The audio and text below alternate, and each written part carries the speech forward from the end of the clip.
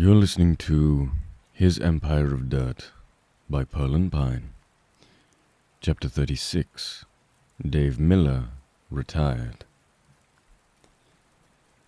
The hospital sent Mike updates on Jeremy's condition. He never got better. Mike wasn't surprised. He was too preoccupied with his new goal, though. Henry had been gone for years. He had no one else to turn to, nothing else other than his grave obsession.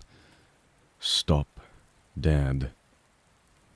He, once more, was chasing after William Afton.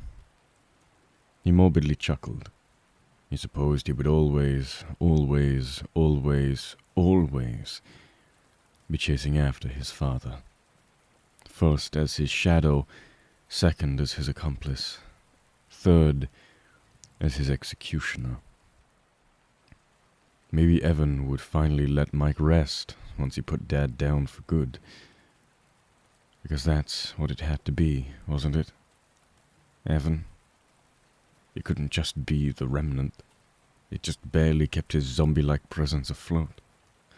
There wasn't a single way that the remnant that had been extracted from little Susie all those years ago was keeping Mike immortal. No. It had to be some sort of cosmic punishment from his little brother. Because Evan deserved to be mad at him. Because Mike killed his brother. Because Mike was in hell, and his gatekeeper had been the thing that started all of this.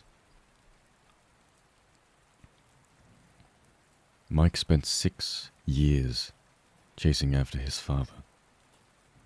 In the time between gathering leads, he would have to take odd jobs, usually as a security guard, the only thing he had experience in, to ensure that he had enough money for hotel rooms and gas to travel across the country. Dad never stayed in one spot, and he was always at least 3 steps ahead of Mike. But in the news, every once in a while, there would be headlines of little slaughtered children, a pinprick underneath their neck. And Mike would go there, because he knew that was where Dad must have been. Dad always used a different name, and by the time Mike would find whatever hole he had crawled into, it would have been abandoned aside from tiny things, like a burnt-out cigarette or a streak of grey hair on the motel room sink. It was like Dad was playing a twisted game of hide-and-seek with Mike, a perverse roundabout way of tag, and Mike was always the loser. Then, one day, and Jeremy hadn't gotten better, he would never get better, the light forever extinguished, the smile forever a frown, the skateboard forever unridden. Dave Miller came back. Mike's eyes had widened at the realization. Dad was getting sloppy. He never once used the same name twice. It was always much more realistic names than Mike had picked for himself. He took a proverbial shot in the dark every time he used a variation of Mike and Schmidt and Fritz and Smith. He never remained in one place for long. Mike had wondered what the hell could have been driving Dad to stay alive, to keep moving. But then he remembered. Dad was a cockroach. He would exist long after the nuclear war devastated the planet. He would always come back. He was a plague, and he killed everything he touched. He got a job at the Third Freddy's location, Freddy Fazbear's Pizza. Of course, it was just as popular as the diner and the first restaurant. Of course, it was haunted by the memory of William Afton. Of course, they were cheap and desperate enough to hire Mike Schmidt as their security guard. Donning his security outfit, and it was an odious violet, making Mike's stomach hurl. He slammed the security doors down whenever Bonnie barged into the doorway, while Chica slammed her fists against the glass. He wondered which of his father's victims inhabited which animatronic. Of course, Mike didn't know the robots to be haunted, but they had to have been. Why else would they be trying to kill Mike? Hell, with his rotting figure and security outfit, they probably thought Mike was his dad. He tried to kill him too. "I'll let you in," Mike vowed, as Foxy slammed his hook against the door. "I'll let you in once he's gone. I promise."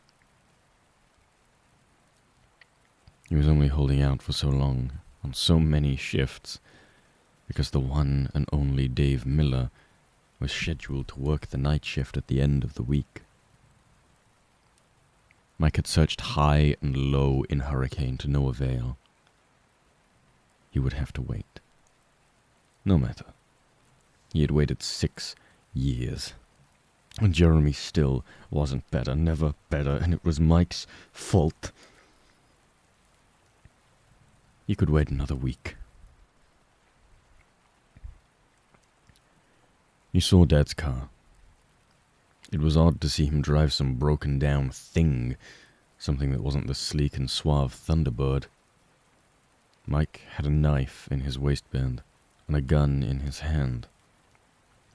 He incessantly tapped the barrel of it against the wheel as he watched his father ignite the car's engine in the darkness. He was already huffing smoke as he exited the car. Mike couldn't see him in great detail, but he could see his grey eyes reflecting the ambers of the cigarette within them. Mike wished that Dad could succumb to something that mere mortals would. Something like the lung cancer he probably should have gotten from smoking so fucking much. Of course, Mike would never be so lucky. And of course, the true narrator of the story, William Afton, would never give himself such a nonsensical, non-dramatic ending.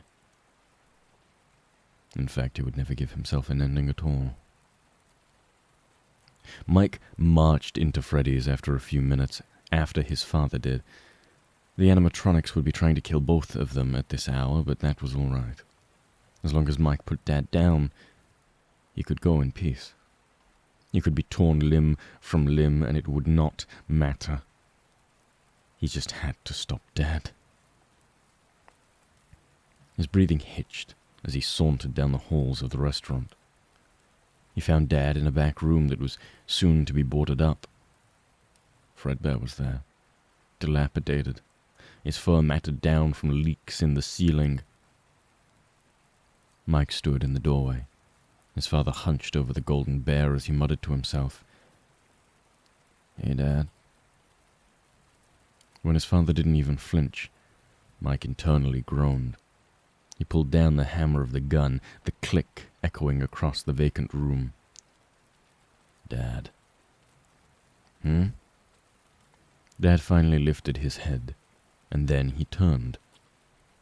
He was still ungainly in his height. His white security shirt, where the hell does he get a white shirt? Mike internally lamented, was juxtaposed to the black tie creased against his chest.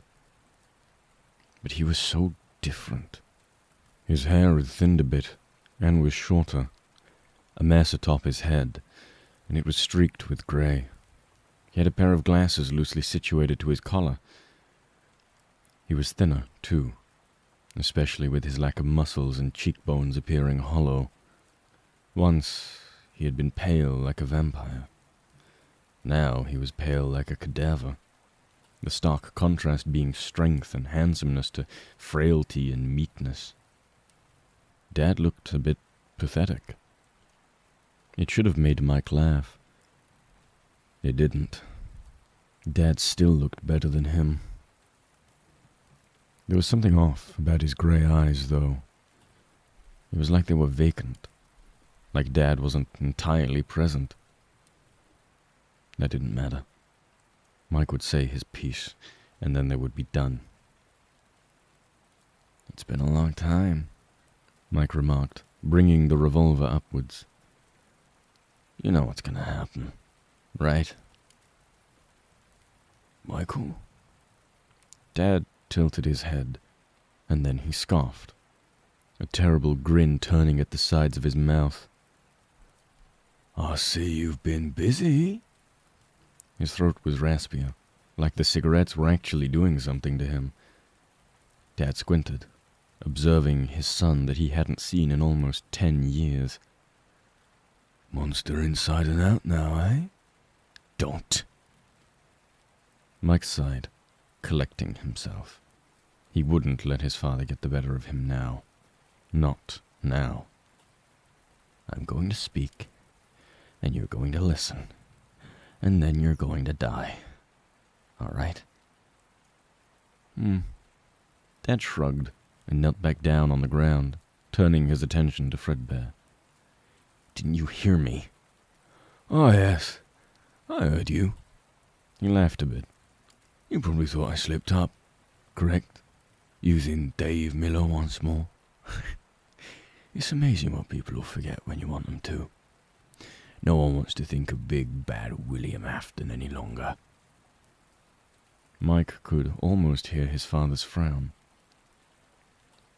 No one's called me that in a long, long time, Michael. You see, I know you've been looking for me. Of course, I wouldn't let you get to me, not until it was time. I used a pseudonym once more, so that we could have a chat, boy. And you haven't even said hello to your brother yet? For shame. Effin? Mike would have paled if he had the capacity to. Of course. Mike knew his father was rolling his eyes. Dad knocked Fredbear against his empty head. He's right here. That's why I had to come back, boy. Of course, I've dismantled the other animatronics. They won't be coming after us. Just time for the Aftons to speak. No, I'm going to speak, and you're going to listen. Mike had a grand speech prepared, but in the face of the monster, he could only be reduced to a little boy once more. And he meekly asked, "Why'd you hit me, Dad? Why the hell did you have to hit me so much?" You killed my son, Mike. What else was I to do? I was your son. You killed kids, Dad. You killed Charlotte and the rest of them. And you left me alone. Was that my gravest sin? Leaving you alone? Really, Michael, how selfish are you? Dad's shoulders bounced as he stood from Fredbear, turning back to Mike. Then, with a terrible smile, he asked in earnest, "How's Jeremy, Michael?" Don't you say his fucking name. Just another thing that got bit because you were a goddamn failure. Do you think I don't know that? Mike demanded, and he threw off the cap that he wore whenever he went out into public. He fervently gestured to his ghoulish face. Look, Dad. Look what happened to your only living family member. Look what I did to myself so that I could make you proud. I could have moved, you know. I could have stopped it. I could have done something, but I didn't, because I thought that I deserved to be a fucking vessel for that goddamn monstrosity in your basement. Liz is somewhere in the world because I am a fucking failure. Evan and Jeremy are ruined because of me. Do you think I don't know that? Do you think I don't know? Mike didn't know he could cry anymore. But here he was, sobbing the little of what remained of his heart out. I tried to fucking kill myself, Dad. Do you know how many times you've saved my life? I didn't ask to be saved. I am tired. I am so fucking tired. How do you keep going? I can't keep going anymore, Dad. I just can't. I can't. We're done here. Do you hear me? You're not killing little kids anymore. Dad looked finally curious. a bit of color returning to his eyes. You attempted suicide, Michael. He frowned. I told you I would return. I'd come back with Mom and Lizzie and Evan. You just had to be patient. I've been patient! His scream could have awoken ghosts from their slumber. He was so tired. You left me, Dad! You left! He raised the gun in the air, shaking hand aimed at William Afton. I had 2 good years of my entire life. And they were the ones where you were gone! So tell me this. Why did I stay up every night waiting for you to take me home? You ruined my entire fucking life! Why couldn't you have killed me instead of Charlotte? You could have put me out of my fucking misery, you bastard! Dad tisked. You can't kill family, Mike. Well, at least, I can't. He laughed sadly to himself. Do you know how much I hate you for breaking my things, boy? You took them all from me because you're a goddamn failure. You took them all from me because you hate yourself so much that everyone around you needs to hate their lives as well. You took them all from me because you're a loser, Mike. Mike lurched his arm forward. Then what are you? Huh? Why haven't you brought any of them back yet? I needed to collect more remnant. You didn't bring them back because you're a fucking coward! Do you really think Mom would stay if she'd seen what you did to all of us? To the world? Do you really think we could be one happy fucking family again?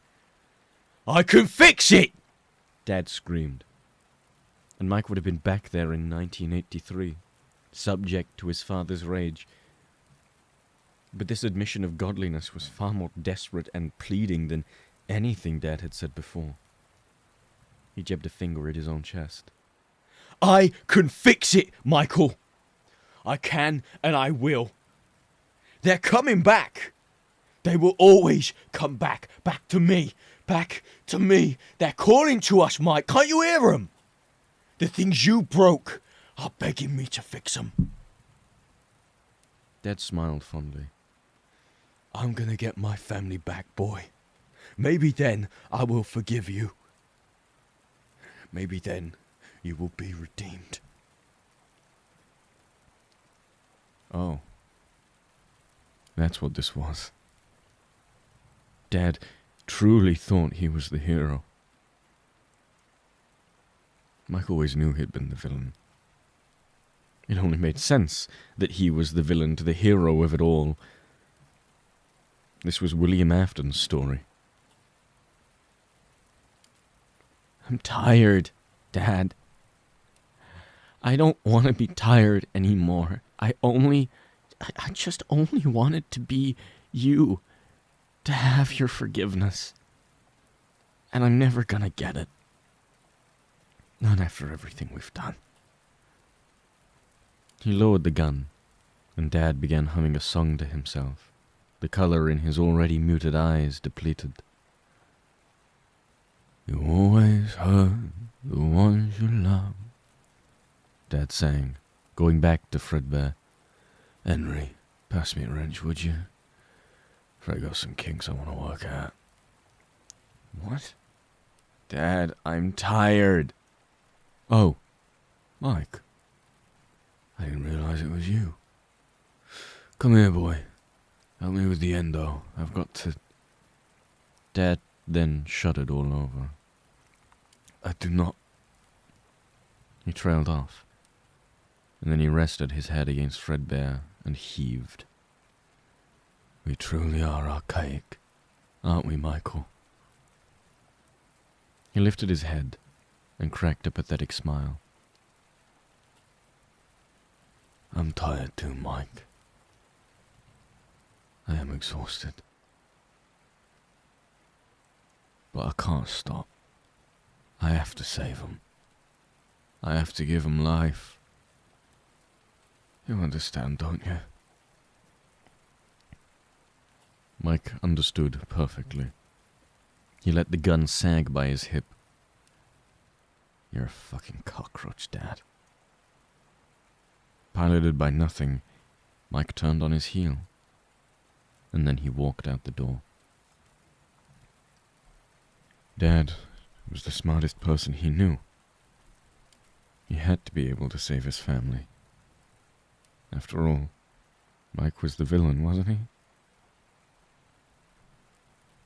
There was an awfully cold, horrendously unnatural breeze that drifted through the restaurant, and Mike thought that he heard screaming emanate from the back room.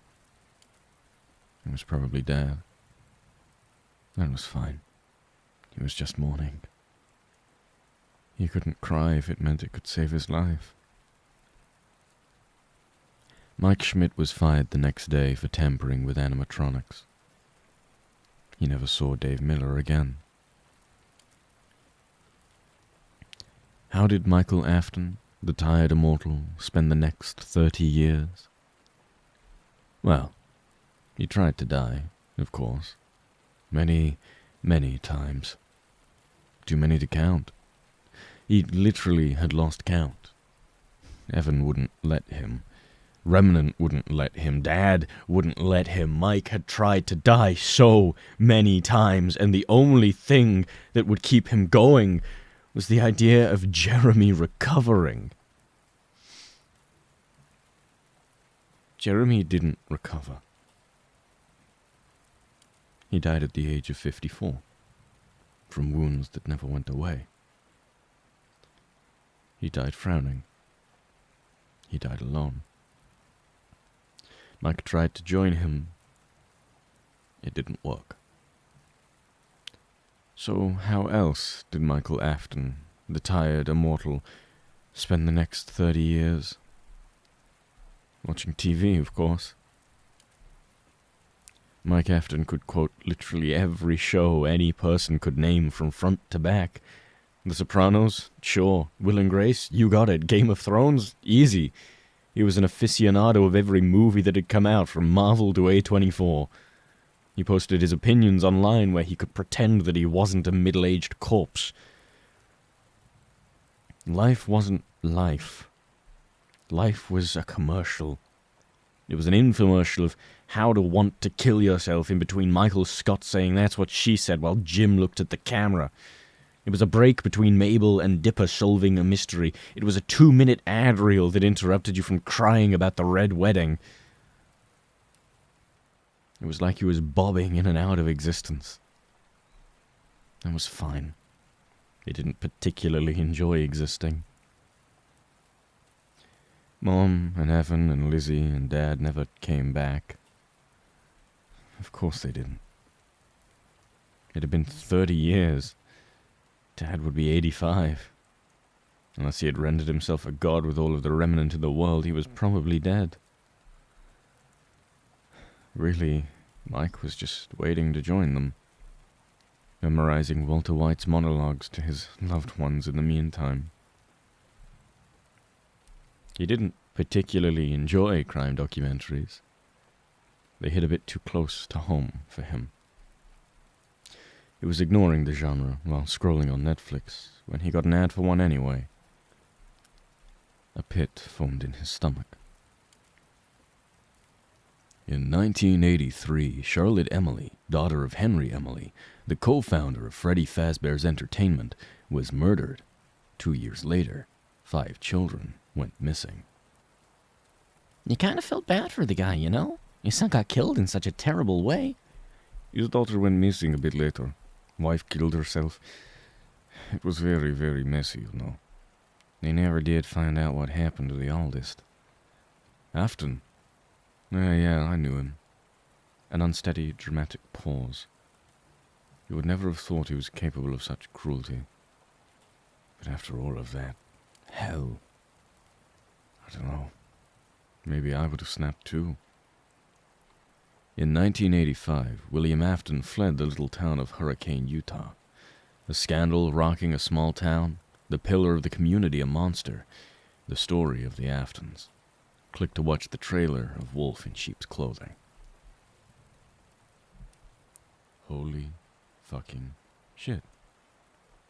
They're making a fucking Netflix doc about this shit! Mike exclaimed, throwing his drink across the room. The world had to be fucking kidding. No, they were not making a fucking Netflix documentary about his goddamn father. After his initial rage subsided, he frowned. He supposed it was only a matter of time. His entire family was Googleable, with hyperlinks to the elusive Henry Emily embedded in between. The missing children's incident of 1985 produced high traffic with its theories and lack of evidence. Stupid fucking police, True Sleuth 69 had commented on a Reddit forum dedicated to unsolved mysteries. If you scrolled around 4chan and Reddit and Tumblr long enough, you could find dedicated fan accounts to the William Afton, the handsome British serial killer. Oh my god, I wish I could have been there. I would have defended him if he went to trial. Isn't he so H-O-T? I wish he stabbed me like that, Lamau. All akin to those perverse fans of Ted Bundy. When he Googled the doc, he was greeted with rave reviews. There was even a hyperlink article as to which Hollywood leading man should portray William Afton. OMG, we feel for Henry Emily. WTF happened to Michael Afton, and 23 reasons Clara Afton deserved better. Mike fucking hated the internet. After scrolling endlessly, he found an article about an attraction in Utah. Inspired by the horrors that occurred in Hurricane, Fazbear Frights will shake any horror fan to the core. Book your appointment today. Mike clicked the link, and the hokey website championed that they needed security. Oh, Mike would be security. He couldn't burn the fucking internet to the ground, but hell yeah. He would burn this bullshit until Satan himself was impressed. The sounds of the past would always haunt him.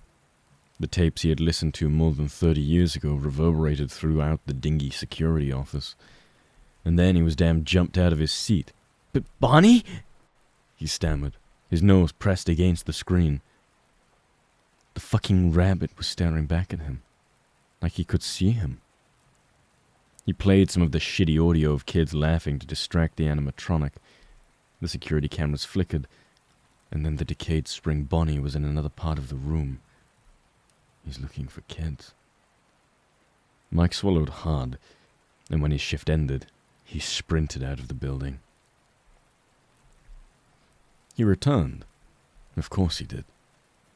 On the third night, Spring Bonnie tried to get in through the vents, but Mike blocked him off. On the fourth night, Mike hallucinated the puppet hugging onto his face, suffocating him. On the fifth night, gasoline under his desk, lighter in his hand, Spring Bonnie was in the doorway. Mike's heart stalled as he frantically played audio down the hallway. Up close, he could see how dilapidated the animatronic was, and if he looked close enough, he wanted to vomit. There was a goddamn skeleton inside the suit, and the only person it could have been was... Dad? Mike uttered. The rabbit tilted its head to the side, said something through grinding metal, and then lumbered down the hall, searching for children to kill. He thought he would feel a lightness in his chest when he burned the Fright's hellhole down. He thought of his ridiculous mission in life would finally be fulfilled when he witnessed Spring Bonnie crumble at its joints, when he heard Spring Bonnie shriek out a metallic sound of defeat, when Michael Afton witnessed God die for the second time. But nothing changed. He was just back to watching TV. The internet had unanimously decided that Willem Dafoe should portray his father in the alleged movie. He got a call from a surprisingly strong voice a few weeks later. It was 2024, and he was still just an ad reel. Michael? He nearly dropped his phone. Uncle Henry? We need to talk. Uncle Henry was old. So fucking old. Mike thought he would have been dead. He probably wished he was dead. When he saw Mike, despite his skeletal, purple appearance, he devolved into tears and trapped him into one of his bear hugs. And Mike felt normal for a moment. I never should have left you, Henry sobbed. And Mike thought that, yeah, he never should have left. But Mike also shouldn't have left. And they really were just a bunch of cowards, weren't they? Michael, he said, walking with a cane. We need to put them to rest. Now. We've got to rest. Now. Michael couldn't agree more. He was done existing. He had been done existing for a long time, and now he didn't have to wait for Jeremy. What are we gonna do? Dad, Liz, and the amalgamation kept trying to kill him. He was too good at dodging animatronics to give up now, though. He got all of them. Charlotte, too, in one area. And then Uncle Henry lit the fire. Mike smiled, holding on to Helpy. He wondered if there were kinder times than this. Times where his father wasn't a psychopath. Times where Henry separated himself from him. Times where Michael wasn't a little bastard himself. Really, Michael knew he deserved this. He deserved this and so much more. He deserved this.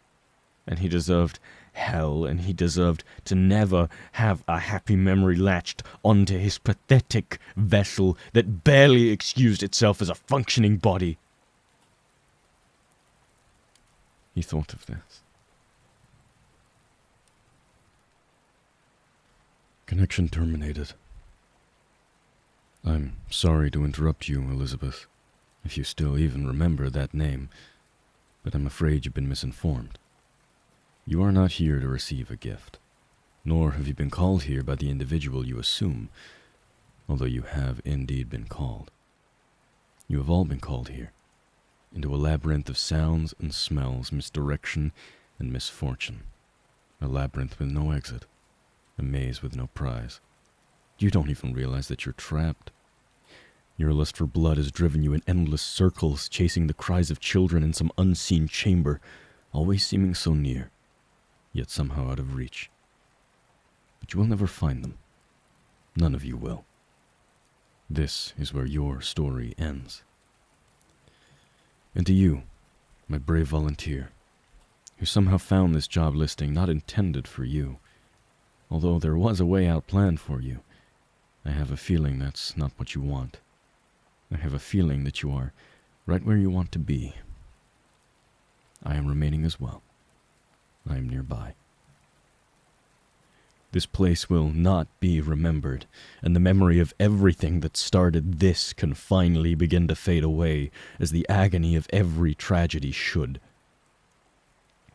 And to you monsters, trapped in the corridors, be still, and give up your spirits.